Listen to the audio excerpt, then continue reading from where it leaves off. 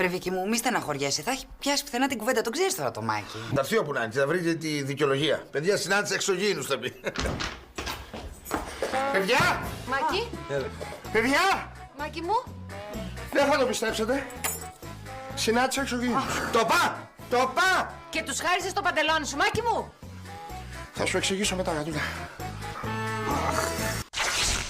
Λοιπόν, η νύχτα ήταν μαύρη. Περίεργο. Εγώ φεύγω και θα ακούσω κι άλλα. Πού είχα μείνει?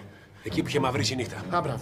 Οδηγούσα, δεν βρίσκω τίποτα ανοιχτό και πάω στο πάρκο, στο περίπτερο με τα ψυγεία. Ναι, ανοίγει τα ψυγεία και παίρνει τι μπύρε. Δεν προλάβα. Κρίμα. Ξαφνικά με πιάνει κόψιμο. Αυτό κάπου μα οδηγεί. Σταματάω το αυτοκίνητο και πάω πίσω από ένα θάμνο. Αρχίζει και δεν είναι το πράγμα. Και εκεί που Ναι. βλέπω ένα τέτοιο φως να πέφτει πάνω μου που δεν έχω ξαναδεί. Και καπνός, πολύ καπνός. Και ξαφνικά μέσα από τον καπνό. Τσούπ ένα εξωγήινο. Αγιά σου!